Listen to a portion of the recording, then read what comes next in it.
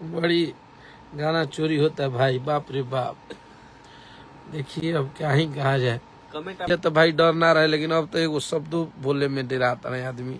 लागेला ना जौन तू लोग के बोलल जाओ, तू लोग से माने भोजपुरी में आप जो कहेंगे वही सही है। आप ट्यून गाए हैं तो हम बोल दिए तो ये गलत हो गया, मैं बहुत खराब इंसान हो गया। आप दिन रात खेसारी लाल यादव को बोल रहे हैं कि डिप्रेशन में, मैंने हमने डिप्रेशन में बन गया। वाह अतार गाना पूरा बार तना मते बार डिप्रेशन अपने ले जजो वाला काम होता का है? कि कैसे भोजपुरी का बड़का सुपरस्टार हो गया, कौन बना दिया। मैंने हाथाना जो पब्लिक भी है जो खेसारी लाल यादव के कहीं प्रोग्राम होता तो खाली देख लेवे कोई प्रोग्राम में, वहां 5-5 लाख लोग आवत सब पागल बा। आप ही एक हुए हैं बहुत समझदार है।